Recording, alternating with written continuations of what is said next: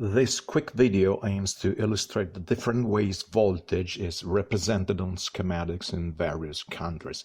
It was initially meant to be an introduction to a video about EMF, potential difference, and voltage in circuit theory. However, that video grew so long over time that I decided to split it into smaller segments. I took this opportunity to add a few considerations on the representation of AC voltages. Additionally, for completeness, I am prefacing the illustration of the different graphical depictions with a brief summary of the definitions of voltage, scalar potential difference, and induced voltage in different conventions. Let me remind you that all the formulae shown here are based on the definition of voltage as line integral of the total electric field, that is, the sum of its irrotational and solenoidal components. The only difference between the American and German conventions, let's call them this way, is the sign of the integral and the orientation of the integration path. In my previous super boring video voltage, the IC definitions, I have shown that our definition of voltage is completely compatible with the definition given by the IC and ISO, to the point that we get the same numerical result in both notations. In fact, we define voltage as work per unit charge done against the electric field when going from A to B, while the IC defines it as work per unit charge done by the electric field when going from B to A. Moreover, in both notations, voltage can be decomposed into two components, the scalar potential difference and the induced voltage, that have essentially the same identical form as shown here. The only differences between the two notations are the mutually cancelling changes in the sign of the integral and direction of the integrating path. As shown in these equivalences between the expressions of scalar potential difference and induced voltage, their numerical value will be the same in both notations. Let's get to the graphical representation of voltage on circuit schematics.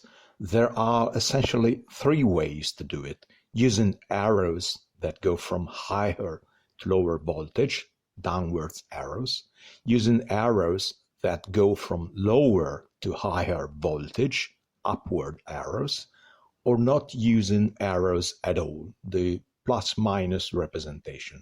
Additionally, there is a hybrid method that uses double-pointed arrows alongside the plus and minus signs. As for how I chose to name these conventions, you might object that the choice of up and down is somewhat arbitrary, and you would be correct. However, it is customary to draw schematics, if possible, with more positive voltages at the top and more negative voltages at the bottom. So the IEC notation is used in many German-speaking countries where the reversal of the path of integration is reflected by upside-down arrows of voltage when drawn on circuit schematics. This means that the arrows go from higher to lower voltage values. This fits nicely with the notion that the arrows used to represent voltage in a circuit are in reality a visual depiction of the directed path along which the line integral of plus or minus E dot dl is computed.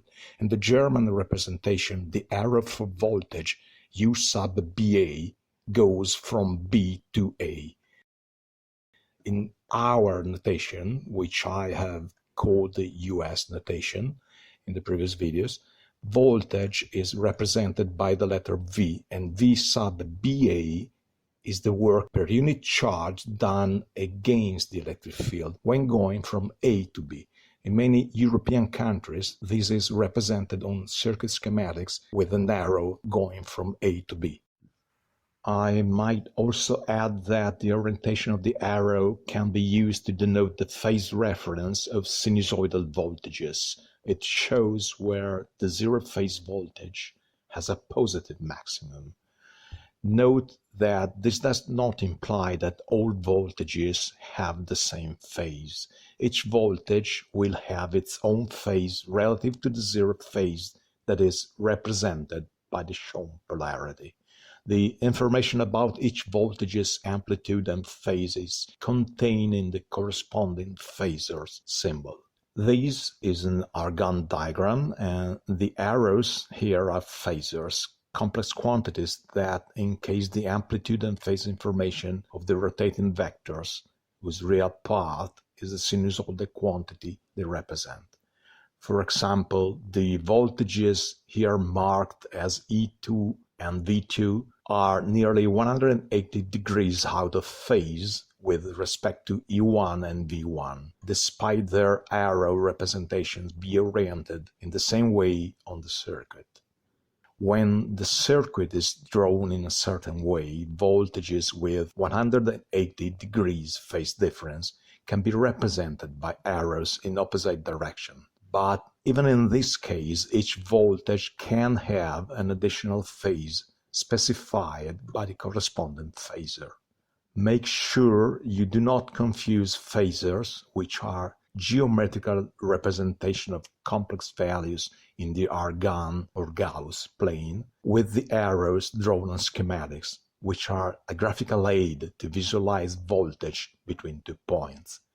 When dealing with AC circuits, it is also common to see voltage represented by a double-pointed arrow. I suppose it is meant to represent the alternating polarity of the signal.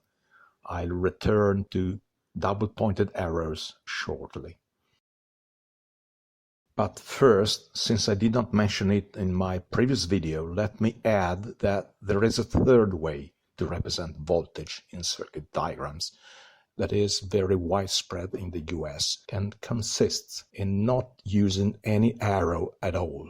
The polarity is specified by marking the conventional higher and lower points with plus and minus signs. This notation is kind of agnostic of the actual definition of voltage, meaning that it doesn't matter the sign of the integrand and the direction of path of integration, so that both Frenchmen and Germans can look at the schematic with these tiny little pluses and minuses without being confused, if not for the choice of symbol used to denote voltage, U versus V. It also produces cleaner schematics, but it has, in my opinion, 2 minor drawbacks. The first drawback is that it makes it difficult to identify at a glance voltages between different non-adjacent branches of a circuit. The points on these branches might be far away on the schematic, but very near to each other on the PCB. Sometimes, even if the branches are close together, too many pluses and minuses can cause confusion. In order to put a remedy to this, some authors use a double-pointed arrow or even a brace to join the plus and minus signs when they feel the need for clarification. Millman is one notable example. Other authors opt for a hybrid approach, adding the double-pointed arrow to the polarity signs in a consistent way.